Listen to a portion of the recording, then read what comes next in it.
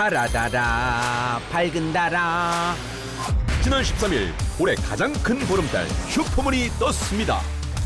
슈퍼문은 달이 지구와 가장 가까운 거리에 있는 지점에서 뜬 보름달을 말하는데요. 이번 슈퍼문은 작년 5월 26일 이후 약 1년 만에 보는 것이라고 하네요. 그래서 국립과천과학원에서 슈퍼문 특별 관측회가 열리기도 했는데요. 아쉽게도 비로 인해 제대로 된 관측은 힘들었지만 동영상 무료 상영과 강연이 이루어졌습니다.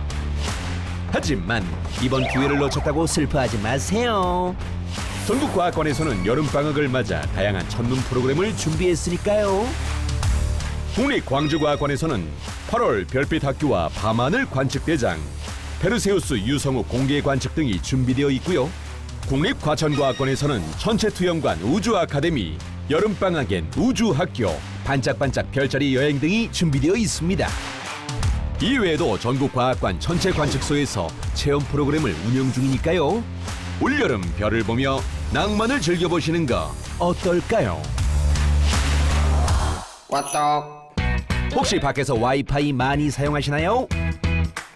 그런 분들에게 아주 반가운 소식이 있습니다. 이제 공공 와이파이가 더 빨라진다는 소식! 공공 와이파이는 2012년부터 구축되어 현재 공공장소 4만여 개소, 시내버스 3만여 개소 등 총 7만여 개소에서 무료 데이터를 제공하고 있는데요. 국민의 52%가 활용하고 있는 만큼 앞으로 더 빠른 서비스를 제공할 예정입니다. 기존의 4세대 이동통신 대신 5세대 5G 통신으로 단계적으로 고도화되는 건데요. 얼마나 빨라지냐고요? 지금의 약 3배입니다. 이렇게 빨라지면 동영상 등 고용량 컨텐츠를 이용하더라도 쾌적한 속도를 느낄 수 있다고 하는데요. 이와 더불어 도서관, 전통시장, 버스 정류장 등 전국 공공장소 1만 개소에 공공 와이파이를 신규 구축할 예정이라고 합니다. 여기서 잠깐! 공공 와이파이라 보안이 걱정되신다고요? 걱정 마시고 이렇게 해보십시오. 스마트폰 와이파이 설정에 들어가 시큐어라고 적힌 와이파이를 선택합니다. 위아래에 둘 다 영어로 와이파이라고 적은 뒤 인증서 창이 뜨면 신뢰를 눌러줍니다. 이렇게 하면 개인정보가 보호되는 보안 와이파이에 접속이 가능합니다. 통신요금이 걱정되신다고요? 앞으로는 공공 와이파이를 이용해 보세요.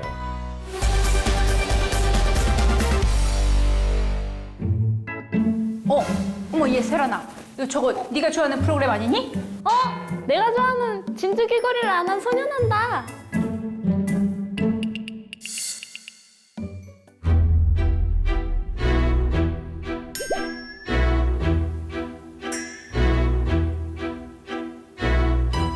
여러분 안녕하세요. 진주 귀걸이 안 한 소년이에요. 우리가 평소 과학이라고 믿어왔던 여러 가지 사실들, 하지만 그게 모두 근거 없는 헛소문에 불과하다면 어떨까요? 헛소문? 오늘 과톡은 잘못 알려진 과학 정보에 대한 이야기를 다뤄볼 예정입니다. 이런 얘기 들어보셨나요? 인간은 뇌의 10%밖에 사용하지 않는다. 들어봤지. 하지만 이건 전혀 과학적 근거가 없는 얘기입니다. 정말? 그럼 도대체 왜 이런 이야기가 나오게 됐을까요? 인간의 뇌는 10%만 사용된다. 일반인은 물론 많은 전문가들도 믿고 있는 속설인데 영화 루시는 인간의 뇌 사용량을 폭발적으로 늘려 천력에 가까운 힘을 발휘하는 주인공의 이야기를 다루었고 다양한 소설과 영화에서도 이러한 이야기가 자주 사용되고 있다. 하지만 알려진 바와 달리 우리는 뇌 전체를 활용하며 생각에 관여하는 신경세포인 뉴런은 늘 무언가를 하고 있는 상태다. 그렇다면 10%라는 수치는 도대체 어디서 나온 것일까? 1890년 하버드 대학 심리학자 윌리엄 제임스는 특별한 연구를 하고 있었다. 이야, 그럼 네가 그 유명한 영재 제임스 시디스구나. 맞아요. 영재를 여기서 보는구만. 그러면 어떻게 나랑 한번 얘기를 나눠볼까? 그는 두뇌가 뛰어난 영재와 인터뷰를 하면서 지적 잠재력에 대한 논문을 작성했는데 내가 제임스 시디스를 연구하며 느낀 것은 인간은 지적 잠재력의 일부만 사용한다는 것이다. 인간에게는 누구나 지적 잠재력이 있다는 일반적인 주장이었으나 이 말은 잘못된 속설의 시발점이 됐다. 이러한 주장은 1920년대 서구 사회의 자기개발 문화와 만나며 점점 확산됐는데 인간은 누구나 발휘되지 않은 잠재력이 있어요. 그러니까 우리는 계속 자기 개발을 하면서 스스로 성장해 나가야 해요. 그리고 1929년 세계 영감이라는 출판물에 인간의 두뇌에는 한계가 없습니다. 과학자들과 심리학자들은 우리가 두뇌 능력의 10%만 사용한다고 말합니다라는 광고 문구가 처음 등장했는데 몇 퍼센트요? 10%래요, 10%. 아, 10%? 10%. 10%라는 수치가 본격적으로 퍼지기 시작했다. 하지만 이에 쐐기를 박은 것은 의외의 인물이었는데 때는 1936년 미국 극작가이자 유명 방송인인 로웰 토마스는 데일 카네기의 사람을 움직이는 기술이라는 책의 서문을 부탁받았는데 하지만 서문 쓰기가 어려웠던 토마스. 아니야, 이거 아니야. 이 앞에 딱 그럴듯할 만한 말이 딱 나와줘야지 이게 책이 잘 팔릴 텐데. 가만히 있어봐. 이게 설득에 관한 이야기잖아. 그러면, 사람 뇌에 관련된 얘기를 앞에 넣어볼까? 그는 멋진 서문을 쓰기 위해 뇌에 대한 다양한 정보를 짜깁기에 글을 써내려갔는데 서문의 일부 내용은 다음과 같았다. 하버드 대학교 윌리엄 제임스 교수는 인간은 지적 잠재 능력의 10%밖에 발휘하지 않는다고 말했다. 아직 뇌 과학이 발달하기 이전이었던 시기.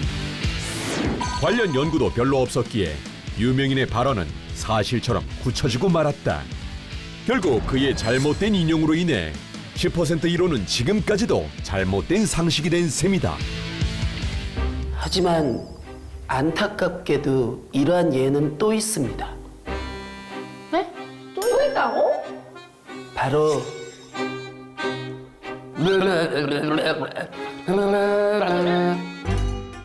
이 혀에 대한 이야기입니다.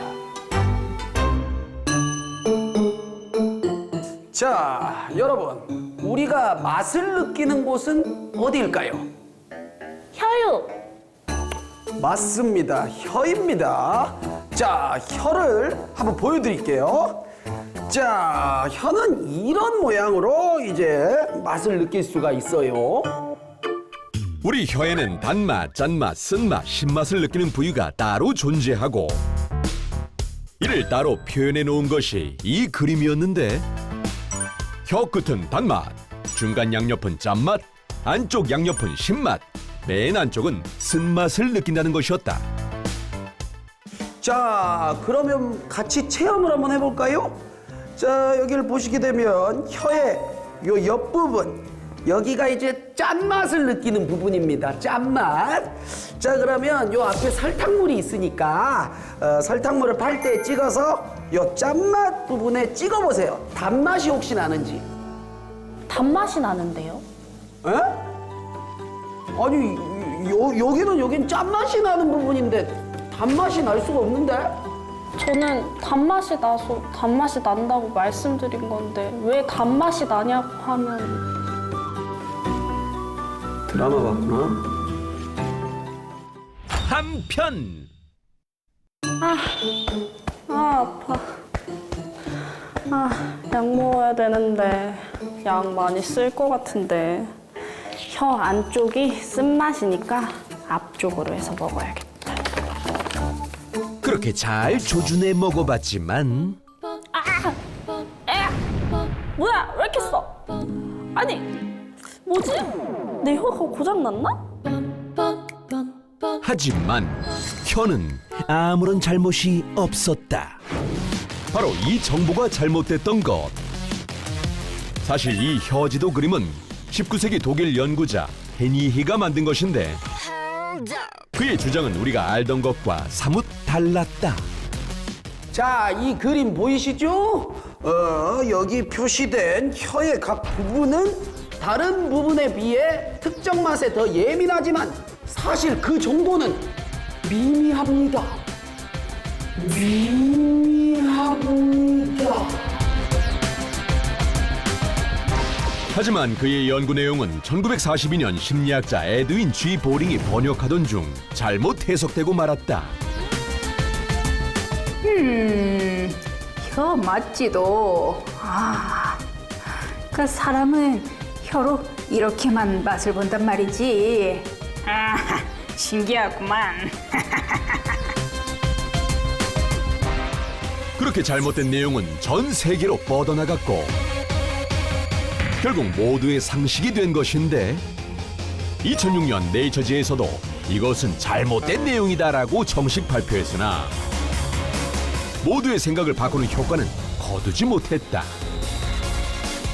한편 총 4개로만 나뉘었던 미각의 종류도 더 늘었는데 1908년 일본 과학자들에 의해 처음 언급된 식욕을 당기는 맛, 즉 감칠맛이 2000년에 제5의 미각으로 포함되었고 2010년에는 기름진 지방맛이 추가되면서 현재는 총 6종류의 미각이 존재하고 있다. 내가 알고 있던 상식의 배신 겪어보니 어떠십니까? 배신의 쓴맛을 느끼셨다면 이제 새로운 과학의 맛을 느낄 준비가 되신 겁니다. 그럼 저는 목이 아파서 다음 이 시간에 찾아뵙죠. 바이바이.